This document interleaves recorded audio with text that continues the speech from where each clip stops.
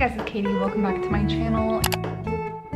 If you're new here, hi, my name is Katie Wismer. I'm an author and an editor. I have 9 books out currently. I'll link down below. Today's video has several parts, and this was actually originally going to be on Patreon, and then I realized that this video and then a video I had planned for the main channel I wanted to swap. So yeah, this is gonna have several parts to it. Basically, I was running a 99-cent sale on my, is it my latest book? I think right now it's my latest book, Broken Perfect Lies, which is a standalone romantic suspense. So I tend to like to do these behind the scene vlogs over on Patreon when I do one of those sales.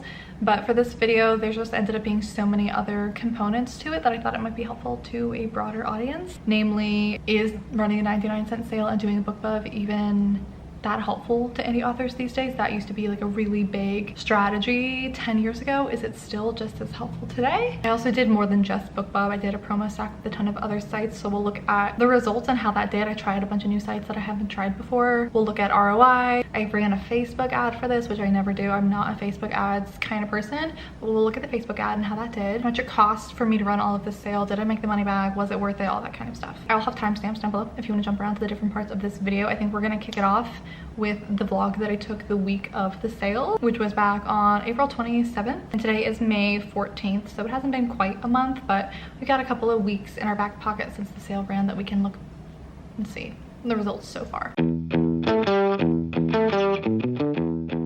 Hello! We are running a sale on Broken Perfect Lies, which is my standalone romantic suspense, and this came out kind of recently, back in February, and it's on sale end of April, early May. So that's far earlier than I typically do a sale for a book. However, I got approved for a BookBub. So usually when you get one of those, you just take it and run with it. So I ended up stacking a ton of other promos to go along with the BookBub. And also the book has sold like well enough to make all the money back that I invested into it, but it hasn't been selling as well as my other books. So I figured, you know, why not try and give it a little bit of a boost. So yeah, today is April 27th. I changed the price as of yesterday to 99 cents for the ebook, but the actual like sale outside of my audience, like where it's getting posted to other places, starts today. The BookBub that I got approved for, I think, is on the 29th, and it's for the UK, Australia, and Canada, I think. So I think this is my 3rd time getting one of these international BookBubs, but not getting approved for the US. I have yet to have a US one, so one of these days, but this one is just for those international countries. So I decided to also stack some other promos like in the US to kind of supplement that as well. I'm also running some ads that I don't typically do, so we'll get into all of that. The thing about dropping to 99 cents only in certain countries, like setting that actual price on Amazon, I have done so much research to find like the best way to do it, and it seems like you kind of just have to like set it this certain way and then cross your fingers and hope for the best, because for some people it works out, for some people it doesn't. There doesn't seem to be a rhyme or reason, because the issue here is even if you leave your US store price normally and you want to change your international prices, like the countries that the BookBub is running it down to 99 cents, you can no longer keep the 70% royalty that you usually do. If some of the countries have to drop down to that 30% royalty because they're 99 cents, all of the countries have to drop down to that 30% royalty. So the workaround that people try to do is to run Kindle countdown deals, which allows you to drop your price to 99 cents for a set number of days, but maintain that 70% royalty. However, Kindle countdown deals you can only do in the US and the UK. And I also needed to change Canada and Australia. So if you change prices in other countries, sometimes that can kind of like cancel out your countdown deal, and then you go back to the 30% royalty anyway. So anyway, I set up the Kindle countdown deal starting yesterday on the 26th. So at the very least, I got that 70% royalty yesterday and then into today, because right now the thing that's running today is e-reader news today, which is in the US. So these 2 days I've really only needed that US Kindle countdown deal. I hope this is making sense. But my BookBub is actually tomorrow. So starting tomorrow, I needed all of those countries to be properly priced as well, so I dropped the prices today to give them some time to get there. So basically what I'm trying to say is I tried to do the Kindle countdown deal to see if we could maintain that better royalty rate, even though I had to drop the prices in other countries. But really we're just gonna have to wait and see if Amazon is going to honor that countdown deal, or if they're gonna see that I had to drop the other prices and they're gonna be like, nah, 30% for everything, which is fine. It's just, that's the advice that I had seen from other authors who've done this, is to do it this way. So we're just gonna see if it even works for us or not. So here is the plan. This is my new planning software. This company is actually sponsoring a video on my YouTube channel coming up, so we'll talk more about them later. But this is where I've been keeping my notes. You can see me in the reflection. You can see the price change went into effect yesterday. So for this day, it was really all about trying to get some momentum going on the book so the algorithm doesn't just see like a spike in sales on one day. So I was posting about it on social media and just kind of pointing my audience towards the sale. And I also started running a Facebook ad. This one, the e-reader news today is today. And I'm gonna send my newsletter. It says today, but I actually think my newsletter is supposed to go out tomorrow. And then the Bookbub is on Friday. And then I'll be on Red Feather Romance also on Friday. I've never tried this specific site because it's specific to romance books. Very few of my books are like actually romance, so we'll see how that works. And then I also have a Fussy Librarian on Friday. And then I'm on Red Roses Romance on Saturday. I've never tried this one either. And then I'm also on Robin Reads on Saturday. Also never tried that one. So we've got 3 new ones. I've done Fussy Librarian, I've done Bookbub, and I've done ENT before. So that's the promo stack for like specific sites, and they'll send out their newsletters. And then in addition to that, obviously I am trying to focus on me. I'm trying to get my audience excited about it. So far I've really only posted on like TikTok, Instagram, and talked about it on YouTube. And I might have said something on Patreon, I don't remember. So we still need to send out the newsletter, and I'm also doing a newsletter swap with another author through BookFunnel. So she'll be like posting about my sale, so her newsletter people hopefully also get a little bit of traction from that. And then I'm running a Facebook ad, which I literally never do, but I will show you that one so far. It's really nothing crazy. I'm not spending a lot of money, and we've gotten a couple of clicks on it, but nothing crazy. Here it is at the top. We've gotten 17 clicks so far.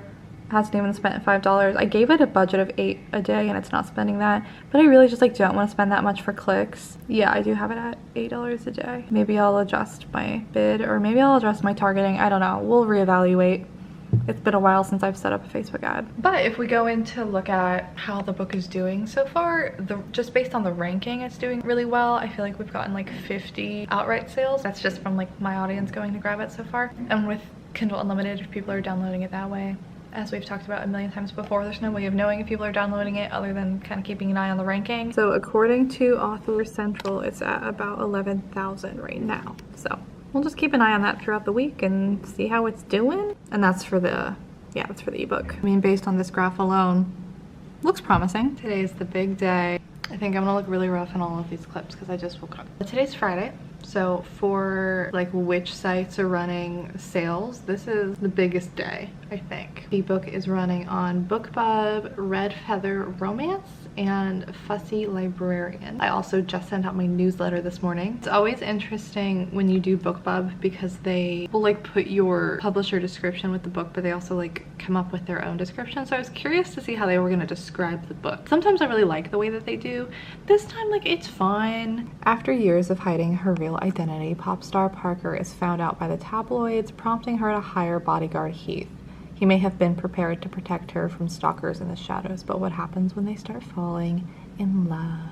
Sales rank is definitely starting to look better. We're now up to about 6,500 in the Amazon store. And then I also did some tweaks to my Facebook ad.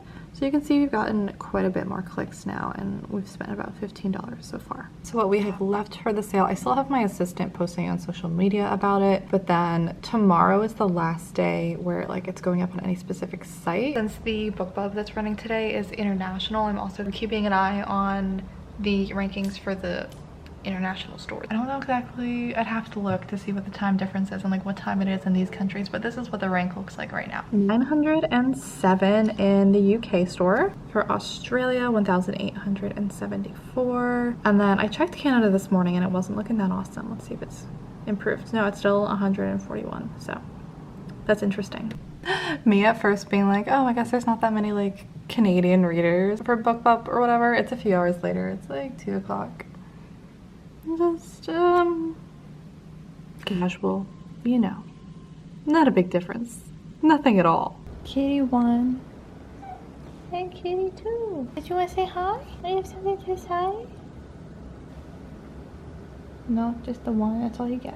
Last day of the sale. Well, the price will still be in effect tomorrow, but this is the last day it's posting on things. And just out of curiosity, I figured we could look at basically what Bookbub tells you you can expect when you're running a featured deal, what their average statistics are, and we'll compare it to what actually happens. So select regions, we're just doing an international sale, and the category I was in romantic suspense. So their international list for this is about 210,000, and so this will tell you what the fee is depending on what your price is, and I set my price to 99 cents. So this is your average if you did a free. This is how many downloads you would get on average, and this is on average how many sales you would get if the book is only discounted.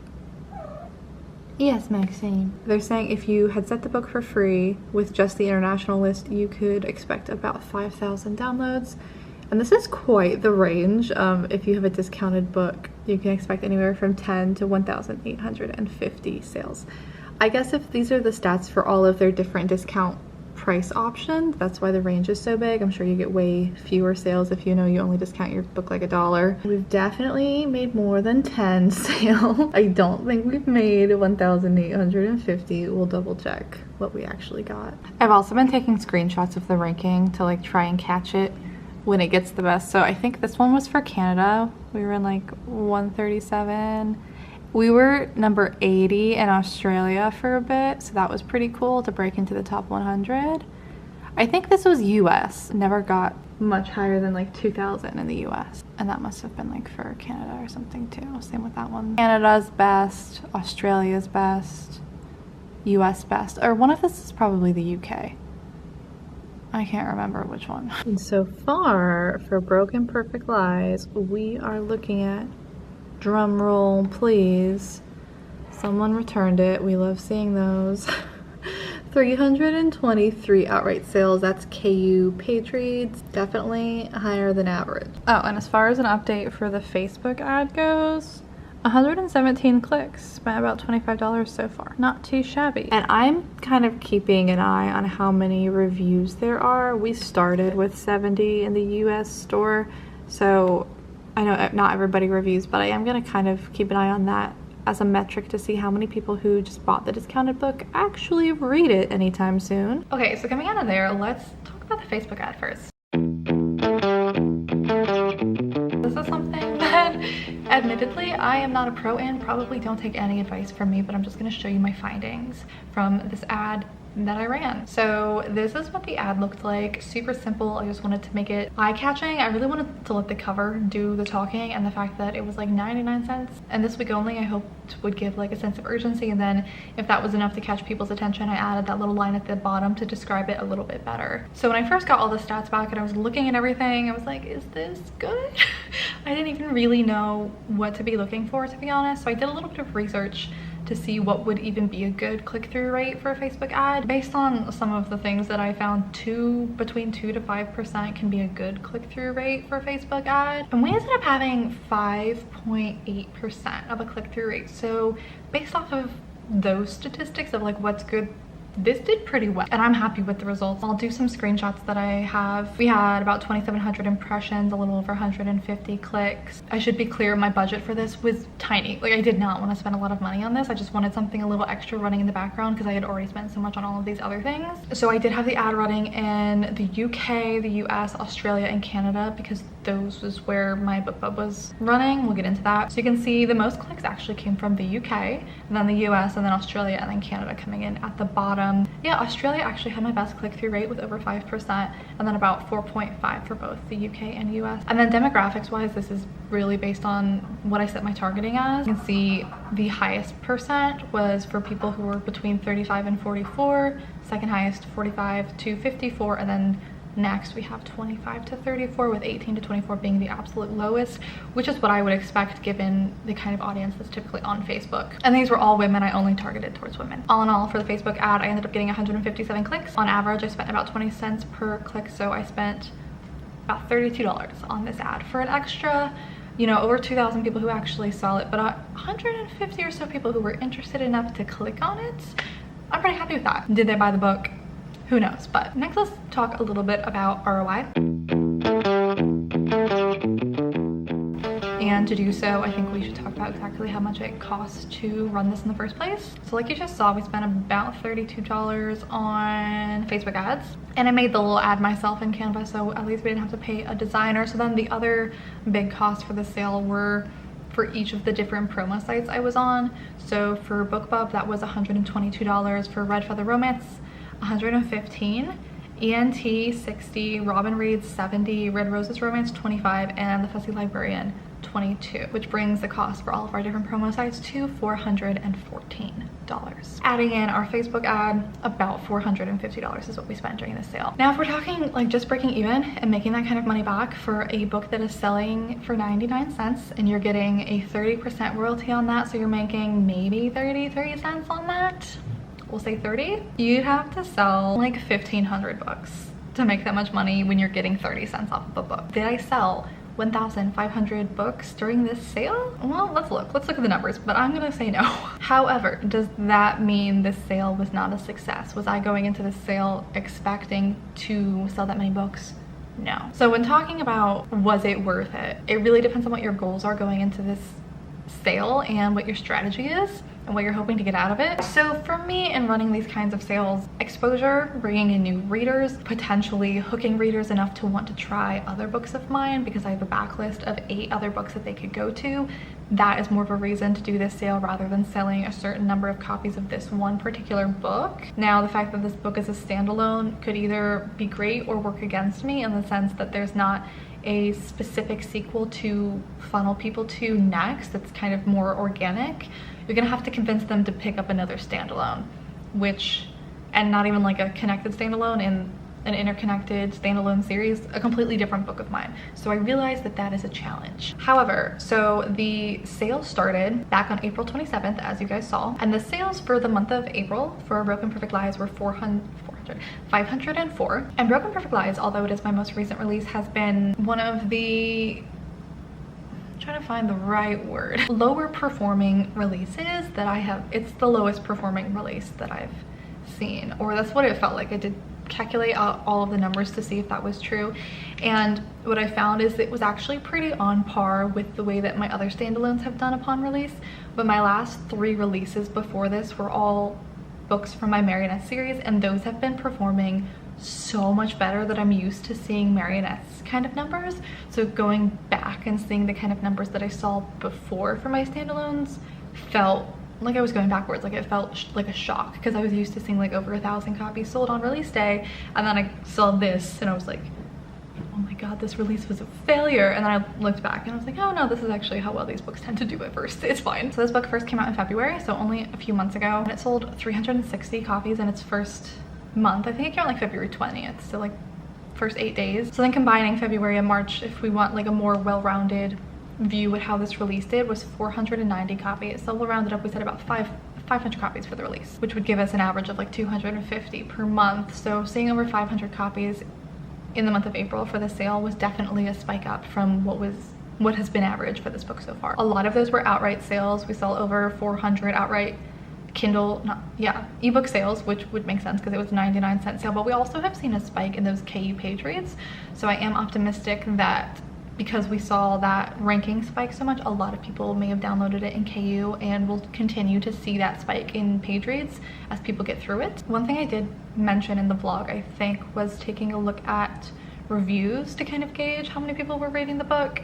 And to be honest, that's not super helpful because not everyone who actually finishes a book reviews it. So we're at 76 reviews right now, and it's been several weeks, which I think is only like, what, an extra 3 or 4 reviews since we started the sale. So that has been a disappointing number for sure, but not altogether surprising. It's difficult to convince people to leave a review. All in all though, looking at the stats into May, those numbers are continuing to rise, so I am hopeful that this sale will have a bit of a tail end. My books in general are selling well right now, so whether that be because I'm marketing those in different ways or because people are finishing this book and going on to the other ones, who's to say?